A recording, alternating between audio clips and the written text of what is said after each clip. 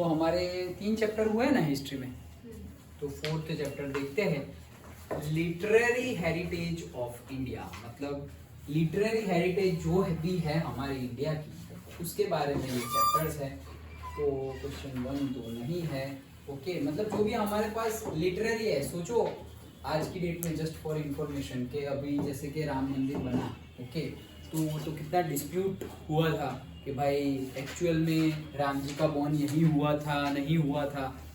तो कोर्ट ने बोला कि प्रूव करो, क्योंकि केस चल रहा है 2 कम्युनिटीज के बीच में। कोर्ट ने बोला प्रूव करो। अब प्रूव कहाँ से दे भाई, प्रूफ दे तो कहाँ से दे? तो फिर हमारे जो सेंट सेजेस है वो पहले के ये लिटरेरी जो हम बोल रहे हैं ना, okay, that heritage of India, literary heritage of India, वो लेके आए, स्क्रिप्चर्स लेके आए कि बोलो देखो स्क्रिप्चर्स में लिखा हुआ है, आज की डेट का नहीं है ये। मतलब तुम चेक कर सकते हो कि ये 2000 साल पुराना लिटरेचर है, ये 1500 ईयर्स पुराना लिटरेचर है, उसमें लिखा गया है कि भगवान राम यहाँ उनका बॉर्न हुआ था, ये वो। ऐसा नहीं है कि अभी अभी किसी ने कुछ लिख दिया है, प्रिंट कर दिया है। उसके बेस पर सुप्रीम कोर्ट ने अपना जजमेंट सुनाया, और फिर अभी जैसे हमने देखा कि 3 दिन पहले प्राण प्रतिष्ठा हुई और टेम्पल बना। सोचो अदरवाइज कितने साल से, मतलब मोर देन 120 ईयर्स से कोर्ट में है केस, मोर देन 120 ईयर्स, मतलब 100 ईयर्स, एक सेंचुरी खत्म हो गई, तब से कोर्ट में है केस, ओके। कई बार तो गवर्नमेंट हाथ ही खड़े कर देती है, क्यों? क्योंकि अगर एक कम्युनिटी के बारे में अगर जजमेंट आ गया, दूसरी कम्युनिटी को बुरा लग जाएगा और वो कम्युनिटी वोट नहीं देंगी, okay. But thanks to current government कि वोट मिले ना मिले वो बात की बात है, बहुत टाइम से पेंडिंग केस था, ओके। तो हमें ये करना है, मतलब करना है, और उन्होंने करके दिखाया, ओके।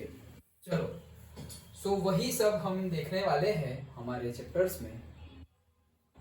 तो आता है हमारा question, describe medieval literature, okay. सबसे पहले तो मिडिवियल का मीनिंग है मॉडरेट। मिडिवियल का मीनिंग क्या है? मॉडरेट। मतलब अगर ऐसा समझो, अभी हम कौन सी सेंचुरी में है? 21st सेंचुरी में है। मतलब मान लो 2024 नहीं, 2000 ईयर कंप्लीट हुए हैं, 2000 डिवाइड बाई 3 कर दो, ओके। 2000 डिवाइड बाई 3 और 2100 ले लो, 2100 डिवाइड बाई 3 ले लो, कितने हो गए? 700 हो गए। मतलब कि ऐसा समझो फर्स्ट ईयर से लेकर, मतलब जब एक टाइम पीरियड है बिफोर द क्राइस्ट, और दूसरा टाइम पीरियड जो अभी हम इंग्लिश कैलेंडर जो फॉलो कर रहे हैं, दैट मीन्स जब जीसस क्राइस्ट का बर्थ हुआ, ओके, उसको पहला दिन माना जाता है। ये हमारे स्क्रिप्चर्स के अकॉर्डिंगली नहीं, इंग्लिश कैलेंडर के अकॉर्डिंगली। तो दैट इज 1 जनवरी 0001, ओके। फिर वैसे ही 1 जनवरी 0002 आएगा, फिर 1 जनवरी 0003, ओके, ईयर जाते जाएंगे। फिर 1 जनवरी 0010, फिर 1 जनवरी 0100, फिर 0101, 0150, 0200, 201। तो 1 से लेकर के 700 पीरियड तक का टाइम पहले का टाइम, 700 से लेकर के दूसरे 700, मतलब 1400, ये बीच वाला टाइम पीरियड मिडवियल टाइम पीरियड, बीच वाला टाइम। और फिर अभी हम बोल दे कि मॉडर्न, तो से लास्ट वाले जो 700 ईयर्स है, ओके। तो अगर हमने पूरे टाइम पीरियड को 3 पार्ट में डिवाइड कर दिया, उसमें जो बीच का टाइम है उसको क्या बोलते हैं? मिडवियल टाइम, ओके।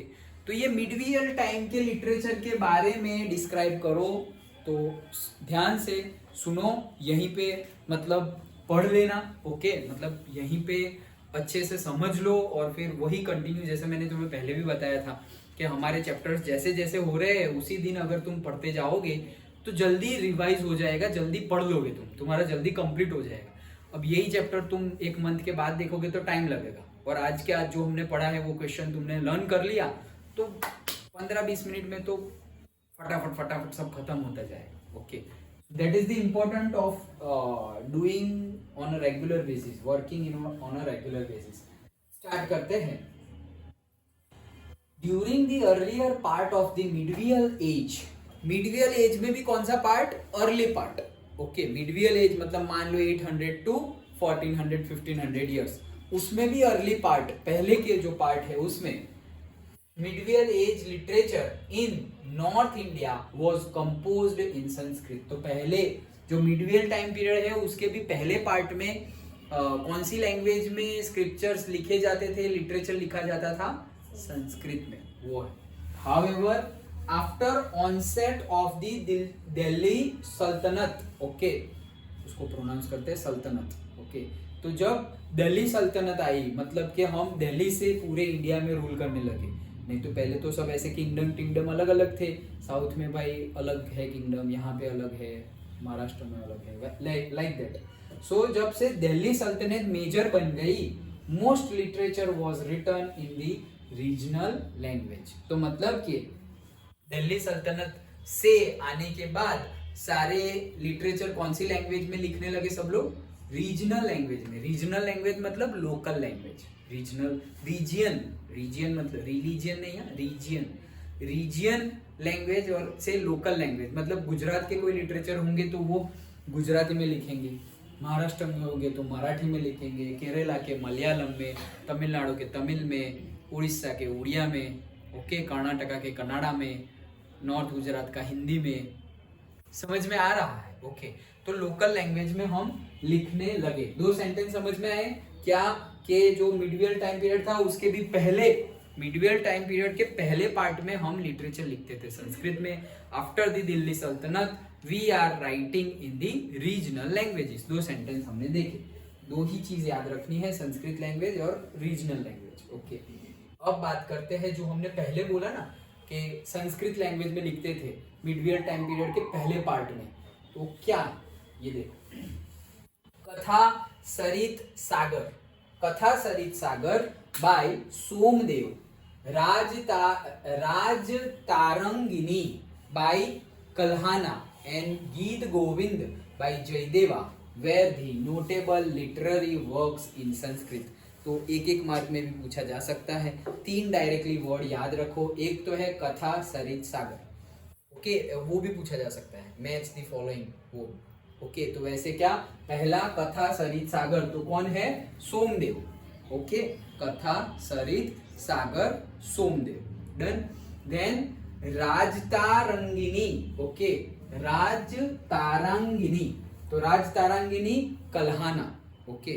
तो पहला सोमनाथ था, वो कौन था? कथा सागर, ओके, याद रखो, सोमनाथ में कथा हो रही है, तो कथा सरित सागर कहाँ? सोमनाथ देव, मतलब सोमनाथ तो याद रखने के लिए सोमदेवा, ओके। तो कथा सरित सागर वो लिटरेचर का नाम है और ऑथर का नाम क्या है? सोमदेवा, ओके। देन राजतारंगिनी बाय कल्हाना, तो राजतारंगिनी है मतलब मान लो राजस्थान, ओके, तो राजस्थान में वो बंदे ने लिख, याद रखने के लिए बोल रहा हूँ, हाँ। तो राजतारंगिनी क्या? कल्हाना। एंड गीत गोविंद, ये भी लिटरेचर का नाम है, वो किसने लिखा? जयदेवा, ओके। गीत गोविंद, गीत गोविंद तो वो तो नाम में ही है, ओके, गीत गा के गोविंद कुछ भी बना दो, बट दैट इज कौन है? जयदेवा, ओके, याद रह गए? चलो तो बोलो कौन कौन से थे, मेरे तरफ देख कर बोलो। सरित सागर, वो कौन? सोमदेवा, हाँ, सोमदेव और सोमदेवा, वॉट एवर यू प्रोनाउंस। राजतारंगिनी, वो कौन? कल्हाना और कल्हाना, यस, करेक्ट। गीत Govind, that is Jayadeva, okay, और जयदेव, ओके, डन, खत्म। नेक्स्ट, अब हम रीजनल जो बोला ना, रीजनल संस्कृत का खत्म हो गया, अब उसके बाद दिल्ली सल्तनत के बाद रीजनल लैंग्वेज में, तो रीजनल लैंग्वेज में क्या क्या हुआ वो देखते हैं। कन्नड़ा लिटरेचर, कर्नाटका में कन्नड़ा लिटरेचर, तो Kannada literature was deeply influenced by Jainism। तो कन्नड़ा लिटरेचर में क्या था? बहुत ज्यादा प्रभाव था, किसका? जैनिज्म का। पंपा composed Adi Purana, Vikramarjuna Vijayant Ponna composed Shanti Purana and Ranna composed Ajitanatha Purana and Gada Yuddha, okay. तो अलग अलग है, अब यहाँ पर सारे ही याद रखने हैं। देखो एक एक मार्क में वो इंपॉर्टेंट है जो अभी हमने संस्कृत में पढ़े, अब ये सब एक एक मार्क में नहीं, ये सब ये क्वेश्चन के लिए इंपॉर्टेंट है, मतलब बड़े क्वेश्चन के लिए। तो बड़े क्वेश्चन में क्या क्या है तुम्हें याद रखना है क्या क्या बस याद ही रखना है कि पहला पॉइंट तो जैनिज्म बहुत ज्यादा इफेक्ट कर रहा था कर्नाटका में, कन्नड़ा लैंग्वेज की बात करें तो। अब पंपा है, उसने कंपोज किया क्या, आदि पुराण।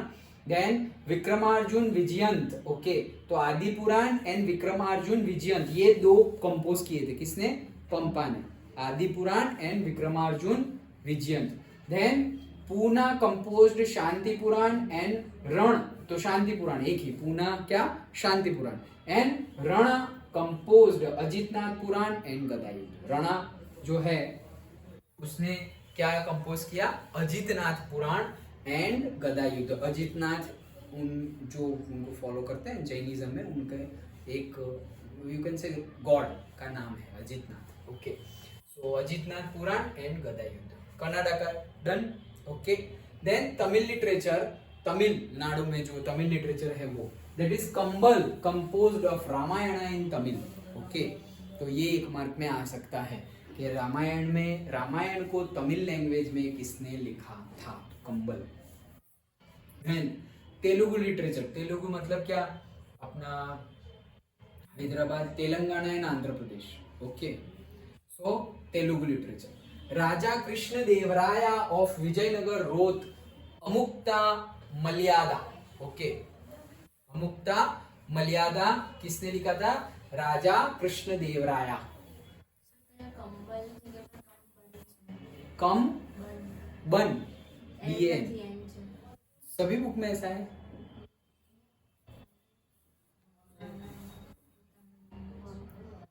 हाँ तो कंबन लिख देना, प्रिंटिंग मिस्टेक होगा, कंबन लिख देना, Kamban composed Ramayana in Tamil, okay.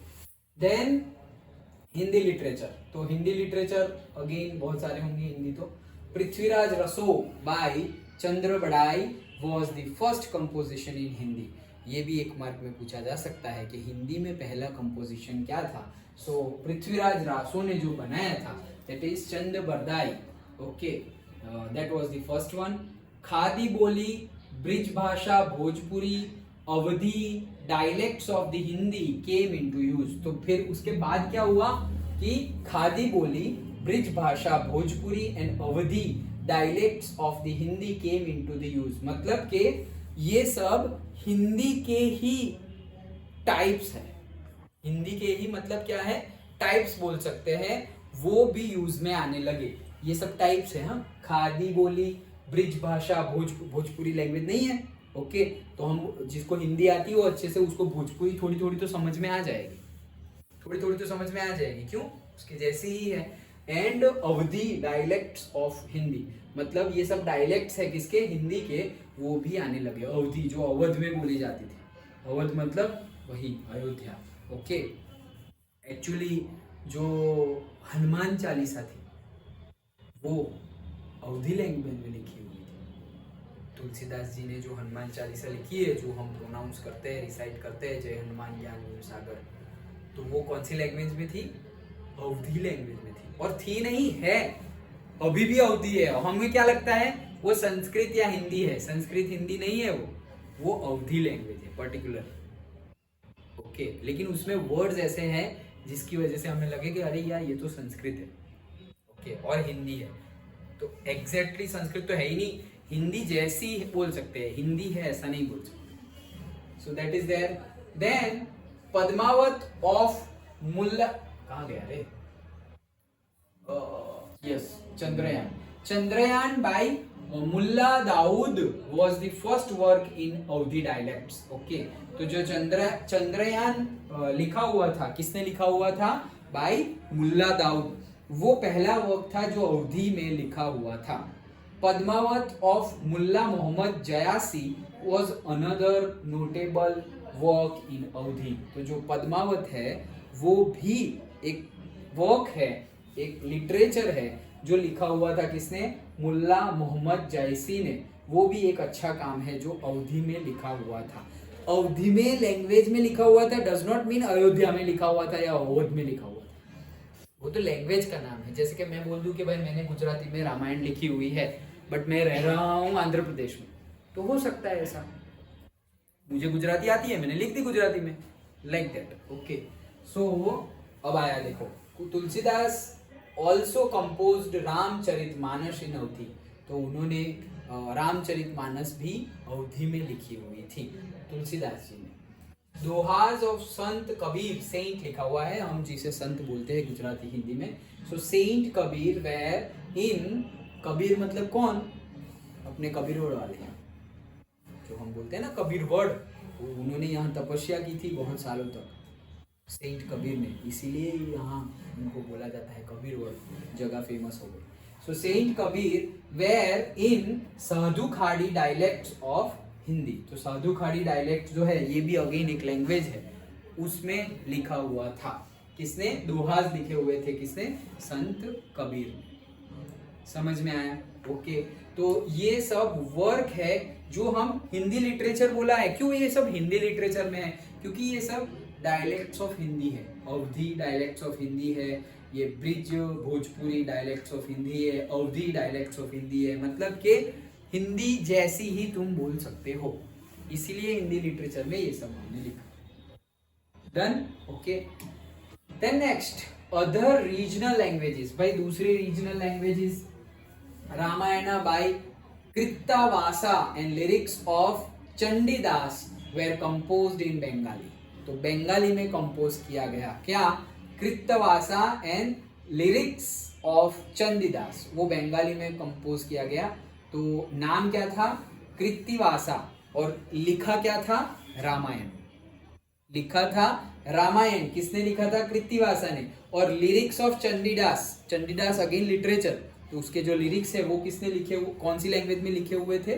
Bengali में लिखे हुए थे। Okay, devotional songs were composed by Saint Eknath and Saint Namdev in Marathi, तो जो एकनाथ एंड नामदेव बहुत बड़े भक्त हैं, बहुत बड़े, मतलब एकनाथ और नामदेव तो इतने बड़े भक्त थे, कंटिन्यूअसली जप करते थे, कंटिन्यूअसली। जैसे अभी शायद तुमने देखा होगा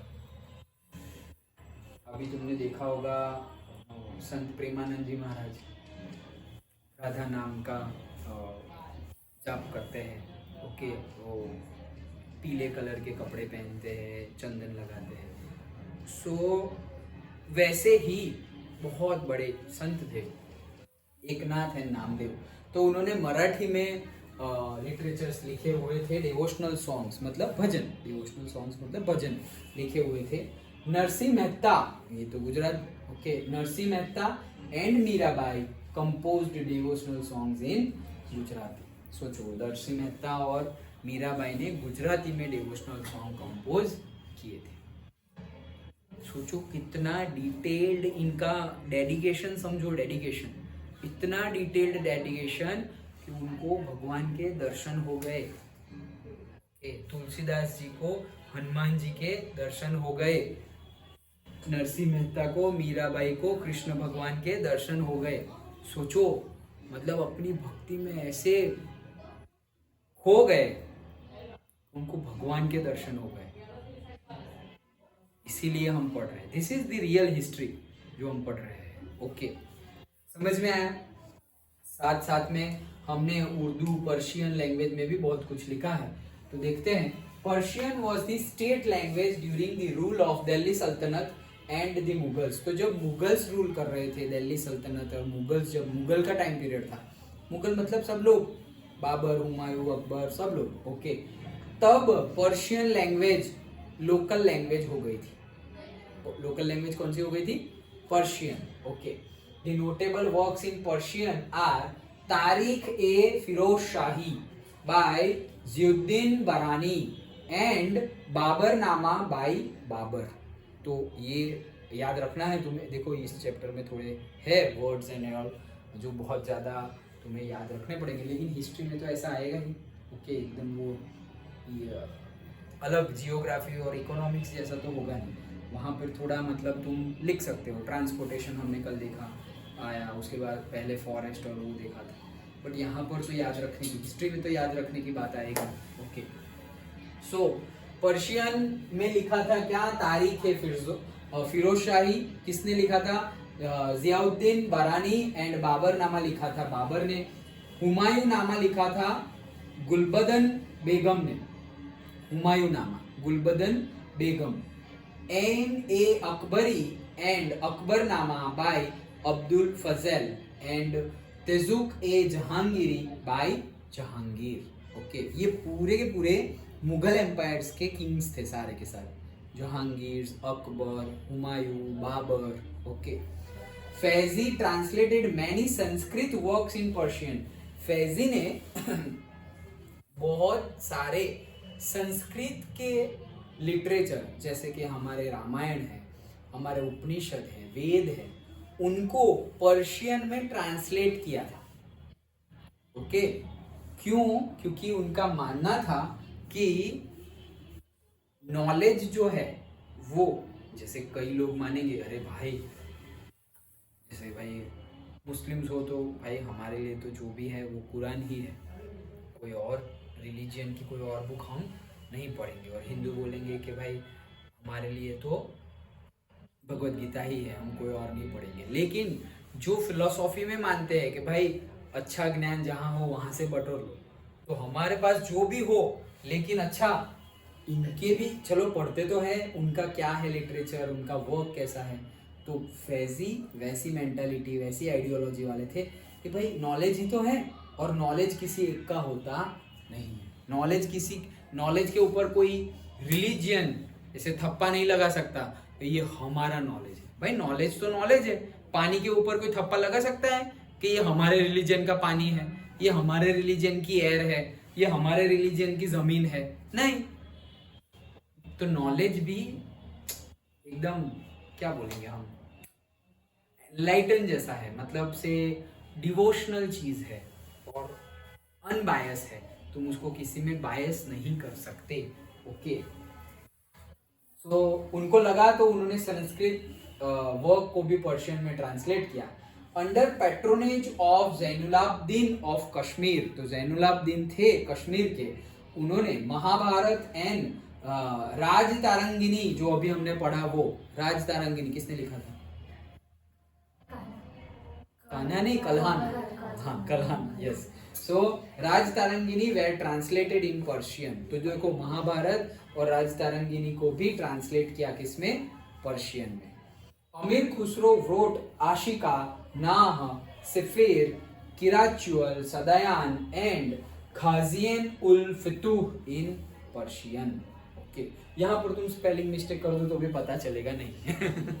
ओके. बट ट्राई करना कि स्पेलिंग वैसे ही रहे. ओके. तो ये क्वेश्चन का आंसर तो तुम्हें एक पेज लेना है और लिखते ही जाना है. लिटरेचर ऑथर का नाम, लिटरेचर ऑथर का नाम, लिटरेचर ऑथर का नाम, और एक साइड में लिखते जाना है लैंग्वेज के संस्कृत, अवध, हिंदी, भोजपुरी, और से तमिल, और से कन्नाडा, और से क्या आया था, मराठी भी आया, डिवोशनल सॉन्ग्स. ओके. गुजराती भी आया. ओके.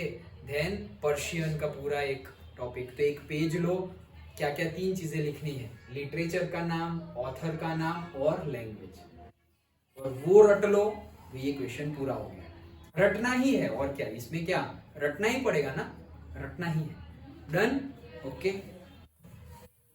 बट वो करना पड़ेगा. हाँ, एक पेपर में लेके अच्छे से पढ़ते रहो, बार बार पढ़ते रहो. 2 दिन तक अगर कंटिन्यूअसली सुबह शाम, जैसे हम सुबह खाना खाते हैं, दोपहर को खाते हैं, रात को खाते हैं, 3 टाइम खाना खाते हो, वैसे 3 टाइम आज लिख लिया, और कल से तुम 3 टाइम वो पेज को देखोगे तो याद रह जाएगा. और वो पेज को पढ़ने में 5 मिनट लगेंगे. कितने? 5 मिनट. और तुम्हें कितनी बार पढ़ना है? 6 बार. 1 2 3 1 2 3 याद रह जाएंगे. अगर 20 है तो 20 में से 17 18 याद रह जाएंगे. ओके. बट वैसे मेहनत करनी पड़ेगी. तुम इसी में से पढ़ते रहोगे या बुक में से ही पढ़ते रहोगे तो ऐसी जो रट्टा मारने वाली चीजें है वो इजीली याद नहीं रहेगी. उसके लिए ट्रिक्स बनानी पड़ेगी. कुछ गाने बनाओ, जैसे हमने वो ये राजतारंगिनी का हमने बोला कि राजस्थान का नहाला, और फिर हमने वो पहला बंद हो गया ये, और हमने वो पहला वाला कौन सा था? सोमदेव ने कौन सा? वो तो ठीक है. लेकिन कौन सा लिखा था? नहीं, कथा. सोमनाथ में कथा. तो कथा सरित सागर, ओके, वो लिखा था सोमदेव ने। तो वो हमने कैसे बोला कि कथा सोमनाथ में हो रही है, राज तारंगी तो राजस्थान का नहाला, और फिर तो गुरु गोविंद, ओके, गुरु गोविंद नहीं, गीत गोविंद, ओके। सो गीत गोविंद कौन? जयदेव, ओके। तो वैसे कुछ ना कुछ गाना बनाओ, कुछ मैच करो, वैसे याद रखना पड़ेगा, ओके।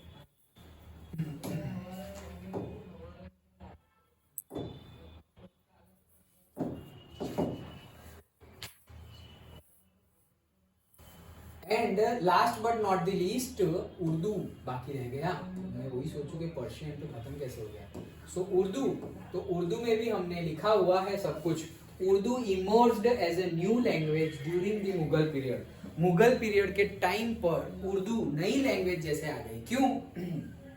पर्शियन में तो लिख रहे थे मुगल, लेकिन उर्दू जनरली अभी भी बोली जाती है, जैसे पाकिस्तान, अफगानिस्तान, वहां पे उर्दू लैंग्वेज बोली जाती है।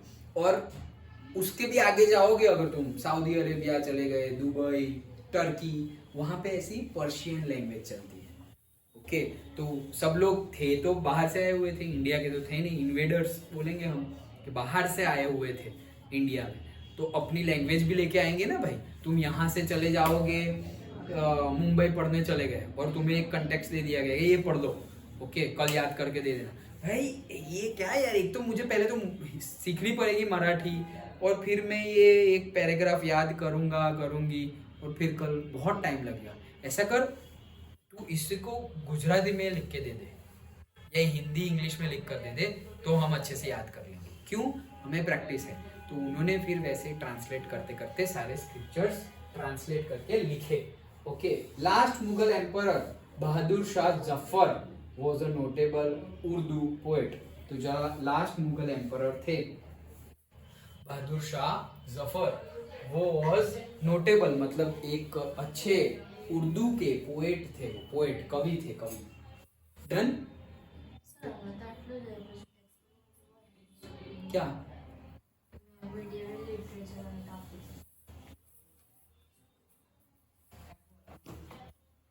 Literature, yes.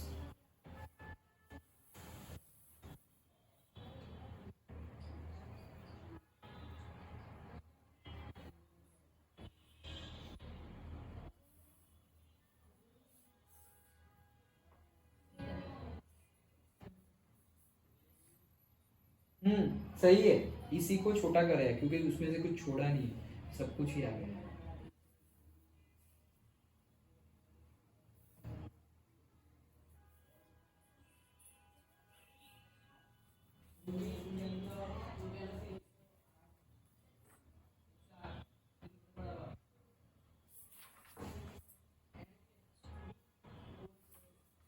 हाँ यस, इतना लिखोगे चलेगा पूरा, मतलब ये वाला, हाँ ये वाला बुक में थोड़ा ज्यादा है, कुछ छूटा नहीं।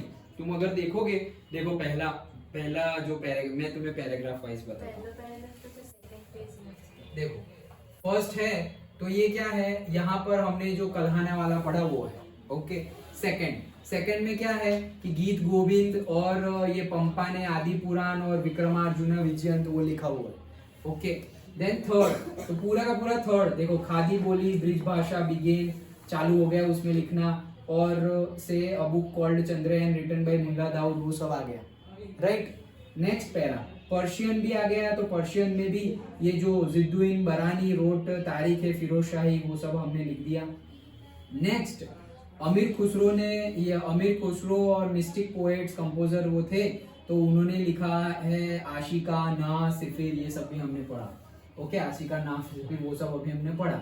देन नेक्स्ट है यहाँ पर साधु खाड़ी, ओके, फोकलोर, अभी ये सब जो हमने पढ़ा है, साधु खाड़ी का पढ़ा, अवधि का पढ़ा, ओके। और इसके पहले क्या है, इसके पहले है, यस, ये एक इसके पहले का इसी का है, मतलब वो अमीर खुसरो वाला ही है, वो तो देखा हमने, साधु खाड़ी वाला अवधि का है। फिर उसके बाद हिंदी और बंगाली वाला जो है, रामायण लिखा था कीर्ति व्यास ने, वो भी है, चंडीदास, ये जो पेंसिल से तुमने टिक किया हुआ है वही सब, ओके। देन नेक्स्ट आते हैं, तो next Raja Krishna Devaraya Krishna Devaraya the great king of Vijayanagar, उन्होंने भी लिखा तेलुगु और संस्कृत में, वो भी है। अमुक्ता मलायाद, ये भी हमने पढ़ा। देन उसके बाद आता है पर्शियन लैंग्वेज का बाबरनामा, अकबरनामा, वही सब यहाँ पर है। देन आता है आगे अगेन वही अकबरनामा, बाबरनामा, और उसके बीच में डिटेल आती है, लेकिन डिटेल्ड हमें नहीं करनी कि वो लोग ने क्या किया। Akbar had established an independent department for transport. देखो ये एक्स्ट्रा है क्या, कि अकबर ने इंडिपेंडेंट डिपार्टमेंट बनाया था। किस चीज के लिए अकबर ने इंडिपेंडेंट डिपार्टमेंट बनाया? कि इन लोगों को सिर्फ ट्रांसलेशन ही करना है। तुम रामायण का ट्रांसलेशन करते रहो पर्शियन में, उर्दू में, और तुम महाभारत का करते रहो, तुम इसका करते रहो। वैसे एक डिपार्टमेंट बनाया है। तो वो हमारे क्वेश्चन के आंसर में लिखना जरूरी नहीं है, क्योंकि हम तो लिटरेचर की बात कर रहे हैं। टॉपिक का नाम भी मिडिवियल लिटरेचर है, ये एक्स्ट्रा है, तो दैट यू कैन स्किप। वैसी बहुत सारी चीजें हैं। देन फिर आ गया पंचतंत्र, भगवत गीता, अथर्ववेद, ये सब के बारे में अकबर ने बोला है, डिपार्टमेंट रखा हुआ है अलग से। ओके, देन और आगे देखें तो उर्दू का आ रहा है। उर्दू के ऊपर थोड़ी वो गिवन है, इंफॉर्मेशन गिवन है। एंड देन उसके बाद दरबार अकबरी एंड ऑल, नहीं उर्दू का यहाँ पे कम है, जो हमने लिखा उतना ही, थोड़ा ही गिवन है, यहाँ पे थोड़ा ज्यादा है उर्दू का। But whatever we have discussed वो तुम लिखोगे तो चलेगा, जो भी एक्स्ट्रा है वो नहीं है।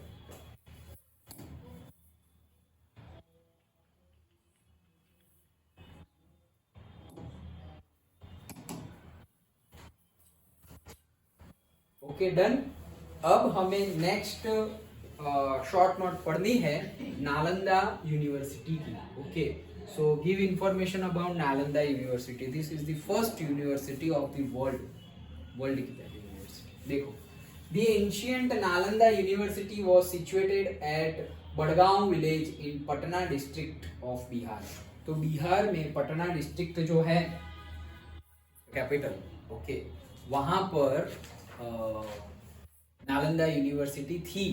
It was a major center of Buddhist and Jain traditions as well as a place of pilgrimage for Jains। तो भाई ये एक बहुत ही बड़ा पिलग्रिमेज प्लेस, मतलब तीर्थ स्थान था।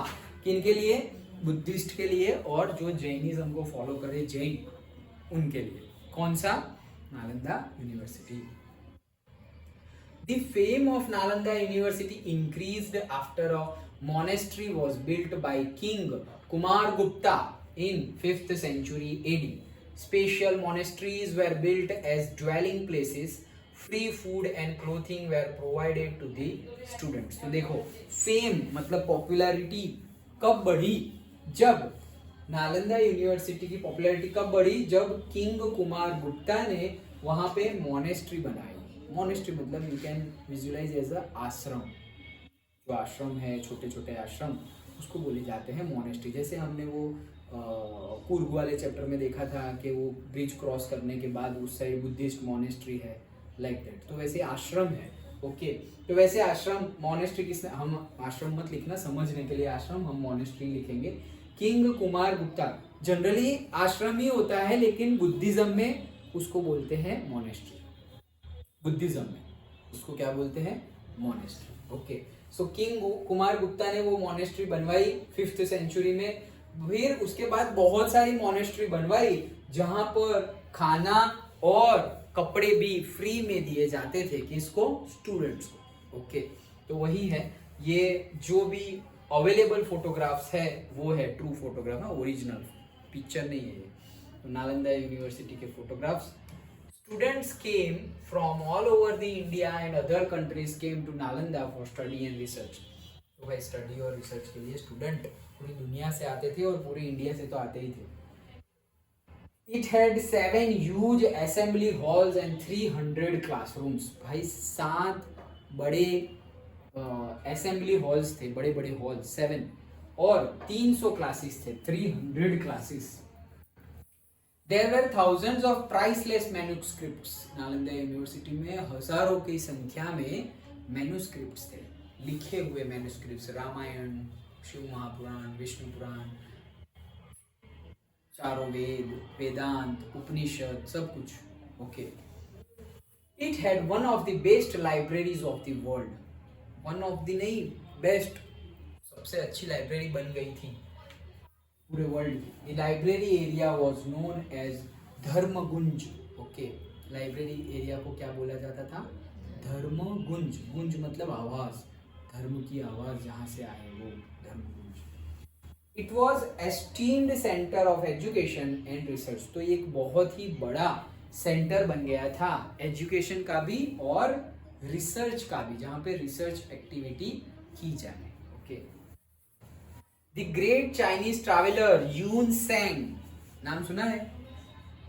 बहुत ही बड़े ट्रैवलर थे, चाइना से आए थे, बहुत साल इंडिया में रहे, रिसर्च किया, पढ़ा, नालंदा यूनिवर्सिटी में पढ़ा, समझा और फिर वापस गए। कहाँ पे? तिब्बत, चाइना में, और फिर हमारे नॉलेज को वहाँ शेयर किया।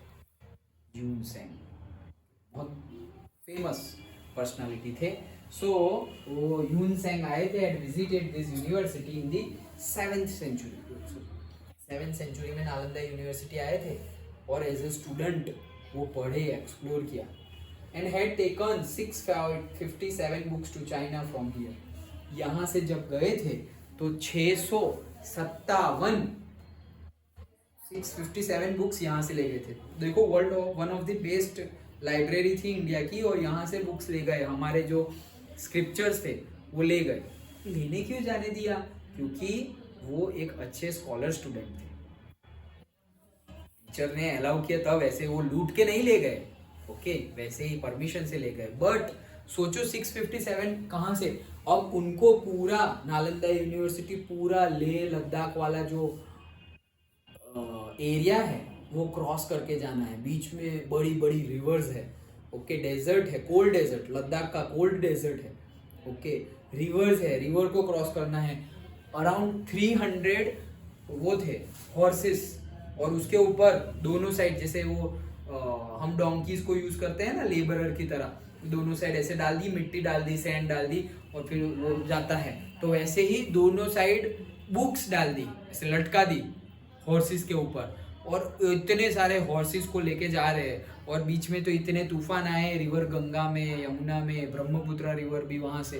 और तो मतलब ये वीडियो, ये मतलब हिस्ट्री मैंने देखा है इन टर्म्स, मतलब थोड़ा बहुत इंफॉर्मेशन टाइप, डॉक्यूमेंट्री टाइप मैंने देखा है।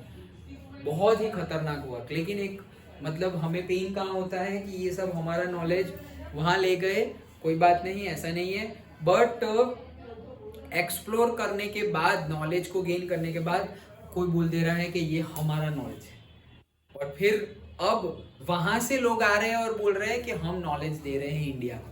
भाई यहीं से ले गए थे, अब वापस आ रहे हो तो तुमने क्या दिया? यहीं से तो ले गए थे। इट इज जस्ट लाइक के ब्रिटिशर्स यहाँ से कॉटन ले गए इंग्लैंड में कपड़े बनाए चीप रेट पर, और वो आके यहाँ वापस बेच रहे हैं और बोल रहे हैं हमने देखो इंडिया में कितने क्लोथिंग का बिजनेस किया। भाई यहीं से कॉटन ले गए, वहां बनाया और फिर वापस लेके आए, क्या नया किया तुमने? मतलब तुमने प्रोवाइड तो किया, मैन्युफैक्चरिंग करके दिया, रॉ मटेरियल तो यहीं से ले गए थे ना। That is the thing. तो हमें क्रेडिट नहीं मिला, और पहले हम मांगते भी नहीं थे, हमें क्रेडिट दो, हमने ये इन्वेंट किया, ये वो। बाकी कंट्रीज बोलते थे कि ये हमने किया है, ये हमने किया है। इंडिया भाई अभी भी हम हमारा स्पिरिचुअल नॉलेज सबको देते हैं। तो देखो अभी भी कितने लोग अक्रॉस द वर्ल्ड से हमारे स्क्रिप्चर्स लर्न करने आते हैं, कितने तुम, सबसे ज्यादा तो वो हमारे इस्कॉन में बहुत सारे फॉलोअर्स हैं, फॉरेन फॉलोअर्स। ओके, तो वो भगवत गीता पढ़ते हैं, तुमने देखा होगा वो वीडियोस में या रास्ते पे ऐसे नाचते ही रहते हैं, हरे कृष्ण कृष्ण कृष्ण हरे हरे, हरे राम राम राम हरे, चैंट करते हैं, भजन जाप करते हैं और नाचते ही रहते हैं। फॉरेनर्स, इतनी भक्ति तो कितने सारे हमारे अंदर नहीं होगी, इंडियंस में नहीं होगी, वैसी भक्ति में नाचते रहते हैं। तो हमारा नॉलेज, हमने कभी ऐसा बोला ही नहीं कि ये हमारा नॉलेज है, तुम्हारा रिलीजन क्या है, तुम्हारी नेशनलिटी कौन सी है, तभी हम तुम्हें देंगे। नॉलेज हमने सबको दिया ही है, अभी भी दे रहा है। Like that. चलो, so Nalanda was a reputed and a great, ये जो मैंने वो हॉर्सेस वाला वो सब तुम्हारे इंफॉर्मेशन के लिए, तुम्हें तो इतना ही लिखना है कि 657 बुक्स ले गए थे। Nalanda was a reputed and a great center of education in philosophy, sculpture, grammar, logic, religious studies for 700 years. 700 साल तक 700 इयर्स तक नालंदा एक रेप्यूटेड एंड बहुत ही बड़ा एक्सीलेंट सेंटर था, जिसमें सभी टाइप का नॉलेज था। रिलीजियस स्क्रिप्चर्स भी थे, इंग्लिश था, रीजनिंग था, इंग्लिश नहीं मतलब कि लैंग्वेज थी, रीजनिंग था, ओके, स्कल्पचर था, फिलोसॉफी थी, सभी टाइप का नॉलेज था। Done, okay. Today one can see only the ruins of this great university. नहीं, ये भी तोड़ दी गई थी। कौन?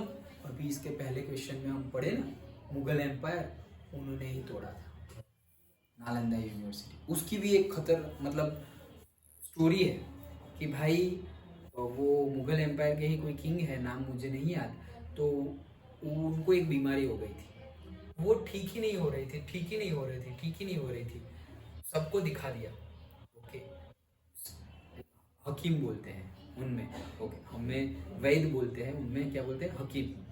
तो सबको दिखा दिया, ठीक ही नहीं हो रही है, तो किया क्या पता है? किसी ने बताया कि भाई नालंदा यूनिवर्सिटी में से तुम इनकी सलाह लो, तुम्हारा ये डिजीज खत्म हो जाएगा। अरे यार क्या बात कर रहे हो, हम दूसरे रिलीजन की हेल्प ले, हो ही नहीं सकता, हम ऐसे ही ठीक होंगे। ठीक ही नहीं हुआ, ठीक ही नहीं हुआ, क्योंकि उनको वो था कि नहीं नहीं हम ऐसे दूसरों की हेल्प नहीं लेंगे। तो किया क्या पता है, इनको हेल्प भी करनी थी, और उनको अब जिसने हेल्प की उनको प्रूव करना था कि वो, उनका मानना क्या हो गया, उनके कोई भी डॉक्टर ये नहीं कर पाए, तो बिलीव क्या करने लगे, ये डिजीज ठीक हो सकता नहीं है। तो अब यहाँ भी ईगो पे बात आ गई, क्या बात कर, हम तो सब ठीक कर सकते हैं, तो ये भाई साहब की डायरेक्ट हेल्प तो लेंगे नहीं। तो क्या किया पता है, उनको कुरान दी, कुरान होली बुक, और बोला कि आप रोज 2-3 पन्ने कुरान के पढ़ना, ठीक हो जाओगे आप। तो वो एम्पायर, वो किंग ने रोज 2-3 पन्ने कुरान के पढ़े, सही में उनका डिजीज ठीक हो गया। अब उनको पता नहीं था कि ये कैसे हुआ, तो ये हुआ कैसे, तो पढ़ रहा था, तो डिजीज कैसे सही हो गया। तो ये जिनको हेल्प करनी थी, नालंदा यूनिवर्सिटीज के स्कॉलर्स जिनको हेल्प करनी थी, उन्होंने, उनको सपोज लगा था कि ये इसकी दवाई है, इनको जो डिजीज है, वो दवाई ये जो कुरान है उसके पेजेस पे लगा दी थी, और वो जब पेज को टर्न कर रहे थे, तो वो धीरे धीरे दवाई मुंह में जा रही है, और पेजेस पे पूरी स्प्रेड की हुई है, उसी को सामने रखकर ब्रीथ भी कर रहे हैं, तो ब्रीथ से भी जा रही है, और बीच बीच में ऐसे जा रही है पेज टर्न आउट करने के लिए, वैसे उनकी बॉडी में दवाई गई, वो ठीक हो गए। अब ये बात हजम नहीं हुई, अरे यार इन लोगों ने कैसे ऐसे कर दिया, तो वो किंग आया, पूरी यूनिवर्सिटी तहस नहस कर और डिमोलिश कर दिया। कितनी ईगो पे बात आ गई थी, सोचो, पहले हेल्प नहीं ली, फिर यहाँ से हेल्प दी गई, अब अरे यार इनकी हेल्प से कैसे मैं ठीक हो गया, हट, मिटा देंगे, इनका नॉलेज ही मिटा देंगे, तो पूरी की पूरी यूनिवर्सिटी डिमोलिश कर दी।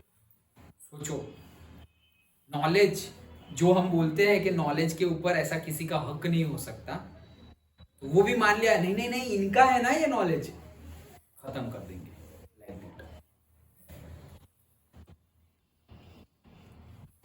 तो ऐसा हुआ, तो इसीलिए आज की डेट में तो हमें सिर्फ टूटी फूटी इमारतें दिखती है, नालंदा यूनिवर्सिटी अभी नहीं है। These ruins tells us about India's great cultural heritage, लेकिन आज भी अगर उसको देखें हम, तो हमें दिखेगा इंडिया का कल्चरल हेरिटेज। समझ में आया?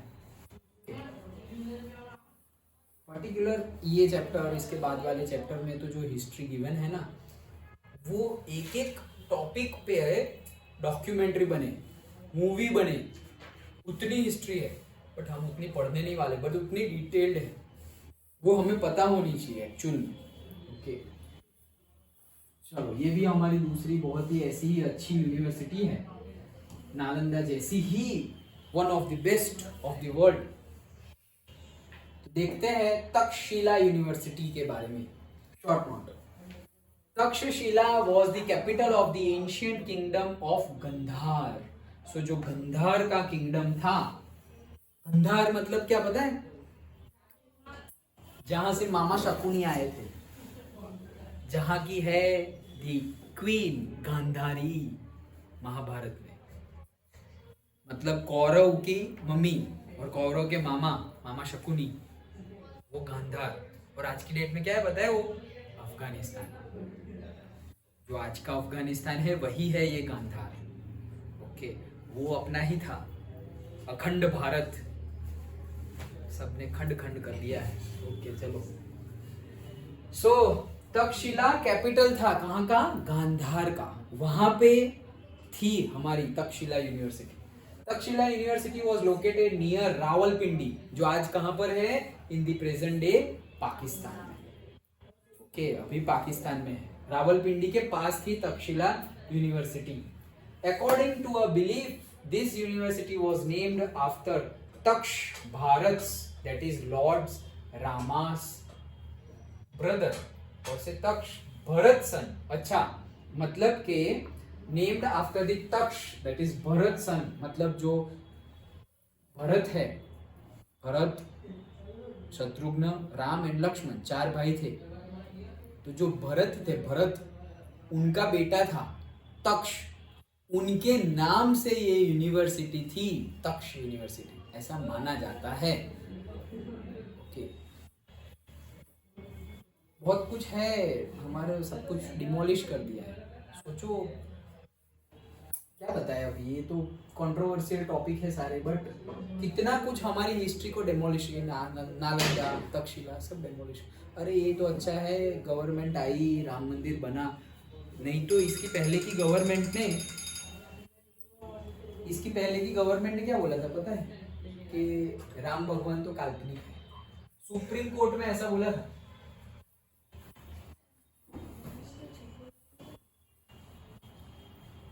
बोलो, सुप्रीम कोर्ट में ऐसा बोला था। ऐसा भी नहीं कि गले पे कहीं पे रोड पे खड़े हो गए बोले। सुप्रीम कोर्ट में ऐसा बोला था, राम सेतु काल्पनिक है, राम भगवान काल्पनिक है, ये तो पोएम है। Okay, like that. सोचो तो क्या होगा फिर। और तब कोई ने, किसी ने कुछ बोला नहीं, कुछ किया नहीं।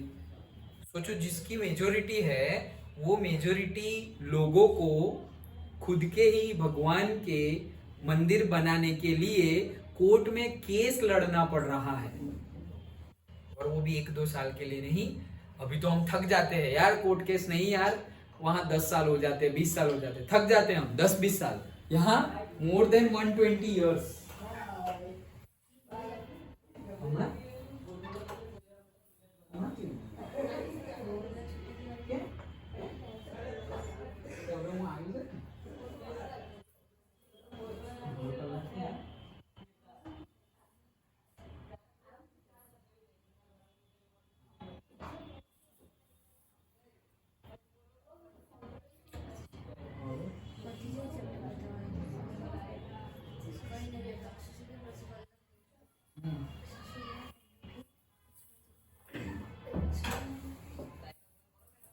ओके, सो वो सब है। क्या क्या क्या? अरे थे ना 2, लव और कुश। ये लव कुश अपार्टमेंट नहीं है सामने। लव और कुश 2 बेटे थे। ओके, और उसके बाद लव कुश होने के बाद और लव और कुश जो बेटे थे उसमें भी अभी मैंने कुछ पढ़ा था कि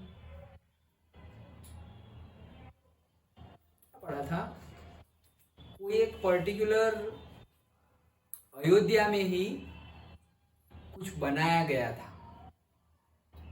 उसके रिमेन्स आज भी है।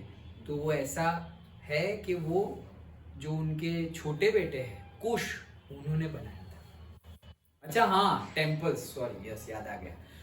अयोध्या में जो सबसे पहले जो राम भगवान का टेम्पल था, लॉर्ड राम का जो सबसे पहले जो टेम्पल था, वो कुश ने बनाया था। मतलब जो राम मंदिर है ना, पहले जो था ना, जब भी केस चल रहा था, वहां से मतलब रास्ता था, मतलब जो उनका बेटे का भी मंदिर है। हाँ वही कि मतलब सबसे पहले ये तो फिर बाबरी मस्जिद उसके ऊपर बनी, फिर टूटा, फिर वापस हमने अभी मंदिर बनाया। फिर जो राजस्थान के किंग थे जय सिंह, उन्होंने राम चबूतरा बनाया उससे दूर, कि भले ही यहाँ मस्जिद है लेकिन वहां पे दूर चबूतरा के लोग, चबूतरा मतलब एक जस्ट लाइक अ पिलर, ओके, तो वहां पे भी पूजा करनी हो तो तुम कर सको लाइक दैट। तो कई सालों तक तो ऐसा चला कि दोनों कम्युनिटी प्रे कर रही है, दोनों एक साथ आ रही है, वो लोग मस्जिद में प्रे कर रहे हैं और हिंदू भाई लोग वहां पे प्रे कर रहे हैं। एक ही कैंपस में, एक ही कैंपस में दो जगह पे प्रे होता था बहुत सालों तक। और ये जो मैं बात कर रहा हूँ कि सबसे पहले जो टेम्पल बनाया था उस टाइम पर, तो वो थे उनके बेटे कुश, उन्होंने बनाया था अपने मम्मी पापा का टेम्पल, ओके। और वैसे बहुत सारे टेम्पल बनाए थे अयोध्या में, मेन टेम्पल तो था ही, लेकिन वैसे बहुत सारे टेम्पल बनाए थे, मोर देन 300 टेम्पल्स बनाए थे। और वो सारे ही टेम्पल, सारे एक नहीं सारे टेम्पल्स ये मुगल एम्पायर के टाइम पर सारे ही डिमोलिश कर दिए गए। बहुत कुछ रे, बहुत कुछ ऐसा तो बहुत हुआ है। मतलब देखो सोच, देखो कैसी सोच, मतलब यहाँ क्यों डिमोलिश किया गया टेम्पल, क्योंकि यहाँ पे हमारे लॉर्ड रामा की जन्मभूमि है। लॉर्ड रामा बहुत ही बड़ा नाम है, ओके। सो वहाँ डेमोलिश किया गया। एक और जगह है जहाँ पे डेमोलिश किया गया है, ओके, और वहाँ पे मस्जिद है अभी आज की डेट में, ओके, मॉस्क है। वो कौन सा है पता है? एक जगह है जहाँ पर ऊपर ही है, राजस्थान यूपी में ही है ये जगह, ओके, कि हमारे स्क्रिप्चर्स के अकॉर्डिंग, हमारा जो स्क्रिप्चर्स है उसके अकॉर्डिंगली, जैसे मैंने बताया ना कि हमारे स्क्रिप्चर्स में सब कुछ पहले से लिखा हुआ है, तो वैसे ही जो नेक्स्ट 10th इनकारनेशन है, अवतार लॉर्ड विष्णु का, कल्कि अवतार, वो कल्कि अवतार का बर्थ जहां होने वाला है ना, इन्होंने हमारे स्क्रिप्चर्स हमसे ज्यादा पढ़े हुए हैं। कल्कि अवतार जहां होने वाला है वहां पे ऑलरेडी मॉस्क बना दिए। सोचो, जहां होने वाला है कल्कि अवतार, अभी हुआ भी नहीं है, ऑलरेडी मॉस्क है। सोचो कितनी फॉरवर्ड प्लानिंग की है, मेंटालिटी देखो।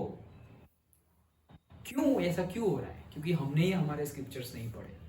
सब कुछ रिटर्न है, भगवान वाल्मीकि जी ने जो रामायण लिखी हुई है, तुम्हें पता है वाल्मीकि जी की रामायण लॉर्ड रामा, रामायण हुई उससे पहले लिख दी थी वाल्मीकि जी ने। मतलब अभी हुआ भी नहीं कुछ, अभी राम जन्म भी नहीं हुआ है, उससे पहले वाल्मीकि जी ने रामायण लिख दी थी। सोचो, ये है हमारा पावर, हमारे स्पिरिचुअल पाथ का पावर। हमारे स्क्रिप्चर्स में पहले से लिखा हुआ है, अथर्ववेद, ऋग्वेद, सामवेद, यजुर्वेद, वेदों में पहले से लिखा हुआ है कि भाई त्रेता युग आएगा, कलयुग आएगा, उसमें ये होगा वो होगा, सब कुछ लिखा हुआ है। मैंने तुम्हें शायद पहले एक बात बताई थी, भविष्य बद्री की बताई थी कि जैसे केदारनाथ में 2013 में हुआ था, वैसा बद्रीनाथ में होने वाला है। अभी नहीं है, अभी तो हम जा सकते हैं बद्रीनारायण, बद्री विशाल जी के दर्शन के लिए। अब होगा और फिर बद्री विशाल जी के दर्शन नहीं होंगे, और फिर लोग जहां दर्शन करने जाएंगे वो जगह है भविष्य बद्री, और वो अभी भी है लेकिन लोग जा नहीं रहे। कई थोड़े लोग जा रहे हैं जिनको पता है वो, लेकिन बाकी नहीं जा रहे हैं क्योंकि अभी तो बद्री विशाल है ही वहां पे बद्रीनाथ। ये हमारे स्क्रिप्चर का पावर है, पहले से ही लिखा हुआ है कि ये होने वाला है और वैसा हो भी रहा है। पहले से ही लिखा हुआ है कल्कि अवतार कब होगा, कैसे होगा, कहां होगा, सब कुछ लिखा हुआ है। हमारे पास टाइम नहीं है, हमारे स्क्रिप्चर्स पढ़ने के लिए हमारे पास टाइम नहीं है। वही है ना reality, that is the thing. हाँ, सो आगे, it was renowned centre of education in the 7th century where education was imparted in 64 subjects। मतलब कि ये बहुत ही ज्यादा पॉपुलर यूनिवर्सिटीज थी उस टाइम पर 7th century में, जब एजुकेशन को 64 टाइप्स में बांटा गया था।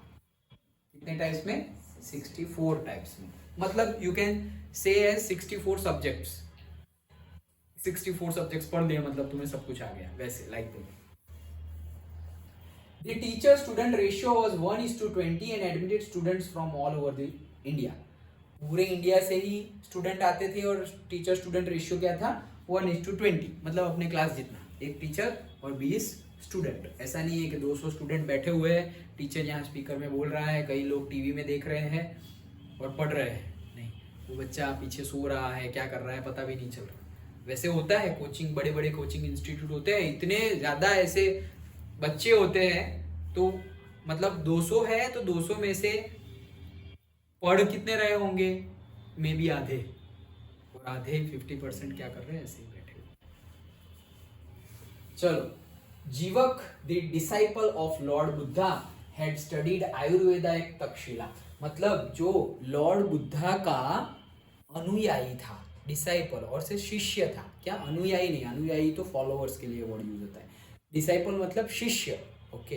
तो लॉर्ड बुद्धा जिसके गुरु थे और जो लॉर्ड बुद्धा का शिष्य था जिसका नाम था जीवक, वो जीवक ने आयुर्वेदा कहां से पढ़ा था, तक्षशिला से पढ़ा था। Among the other famous students were Prasenjit, the king of Kaushal, great grammarian Pannini, Kautilya and Chandragupta Maurya. देखो, इनका नाम तो नहीं सुना होगा, इन सब का नाम तो सुना है ना, चंद्रगुप्त मौर्य, कौटिल्य, ओके। तो वो सब भी कहां से पढ़े हुए हैं, तक्षशिला यूनिवर्सिटी से। सोचो, तक्षशिला यूनिवर्सिटी के स्कॉलर है ये सब। हम कॉलेज को क्यों इतना इंपॉर्टेंस देते हैं, आईआईटी में जाना है, एम्स में जाना है, बाहर Oxford university, Stanford university, Harvard university, क्यों यूनिवर्सिटी को हम इतना ज़्यादा इंपॉर्टेंस देते हैं, क्योंकि वहाँ का एटमॉस्फेयर, वहाँ का जो एकोमोडेशन है, वो इंफ्रास्ट्रक्चर, वहाँ के प्रोफेसर और वो प्रोफेसर का नॉलेज एक अलग ही लेवल का है। इसीलिए लोग चाहते हैं कि हम भी वहाँ से पढ़े। तो वैसे ही तक्षशिला से हमारे ये ग्रेट किंग्स सब पढ़े हुए हैं, स्टूडेंट है सारे। Important among the subjects taught were, तो भाई जो इंपॉर्टेंट सब्जेक्ट्स थे वो कौन से थे, वेदास थे, मिलिट्री साइंस था, philosophy, Ayurveda, grammar, astronomy, archery and Gaja Vidya. The students had freedom to select subjects of their choice. देखो, यही है फ्रीडम, क्या कंपलसरी नहीं है तुम्हें फिजिक्स, केमिस्ट्री, बायो सब पढ़ना है। जैसे 11th में तुम्हें चॉइस मिल जाती है, भाई बायो पढ़ेंगे या तो मैथ्स पढ़ेंगे, वैसे ही पहले से ही चॉइस है कि तुम्हें, जैसे कि भाई पांडवों का हो तो पांडव जाएंगे गुरु द्रोणाचार्य जी के पास, क्या सीखना है, तो युधिष्ठिर बोलेंगे मुझे भाला सीखना है, कि भाला कैसे मारते हैं। अर्जुन को बोले मुझे आर्चरी सीखना है, बाण मारना है। भीम को बोलेंगे मुझे गदा मारना सीखना है। सबको अलग अलग है ना, सबका पावर भी अलग अलग है। अब तुम बोलोगे अर्जुन को कि भाई तुम गदा से लड़ो, तो भाई गदा से भीम अच्छा लड़ेंगे, क्यों, उनको इंटरेस्ट वहां था, उन्होंने वो सीखा है। अब तुम भीम को बाण पकड़ा दो, आर्चरी करवा दो, तो वो उतना अच्छा नहीं कर पाएंगे जितना वो गदा से अच्छा कर रहे हैं। समझ रहे हो, सचिन तेंदुलकर अगर गोल्फ खेलने बैठ जाए तो हाँ उनको गोल्फ खेलना आता है, बट क्रिकेट जितना थोड़ी आता है, वैसी बात है, ओके। सो स्टूडेंट्स को फ्रीडम है, वो कोई भी सब्जेक्ट चूज कर सकते हैं, जो पढ़ना हो वो पढ़ो, ऐसे कंपलसरी कुछ नहीं है। The Chinese scholar Fahien had visited this university at the beginning of the 5th century AD। तो जो चाइनीज स्कॉलर है फाहेन, उन्होंने विजिट की थी eight the beginning of the 5th century, मतलब 5th century में उन्होंने ये यूनिवर्सिटी, तक्षशिला यूनिवर्सिटी क्या की थी, विजिट की थी। अंडरस्टूड। तो ये हमने 2 यूनिवर्सिटी पढ़ी, कौन कौन सी, Nalanda university and Takshashila university. और पहले क्वेश्चन देखा मिडवियल लिटरेचर के ऊपर, तीन वेरी इंपॉर्टेंट क्वेश्चन, उसमें भी 2 जो लास्ट यूनिवर्सिटी वाले पढ़े, अगेन तीनों ही इंपॉर्टेंट है, इंपॉर्टेंट चीजें ही तुम्हें एक्सरसाइज में एज ए क्वेश्चन दी गई है, ओके। तो वेरी इंपॉर्टेंट इतना रखते हैं हम आज, बाकी नेक्स्ट क्लास में देखेंगे। सो वल्लभी यूनिवर्सिटी, अब देखो यूनिवर्सिटी पे क्वेश्चन ही आना हो तो इसका चांसेस कम है, नालंदा और तक्षशिला का ज्यादा है, बट फिर भी गिवन है, हम पढ़ेंगे। अब हम जितना पढ़ रहे हैं उसमें से भी तुम कुछ निकालना मत, ओके, क्योंकि हम इम्पोर्टेंट ही पढ़ रहे हैं, ओके, ठीक है।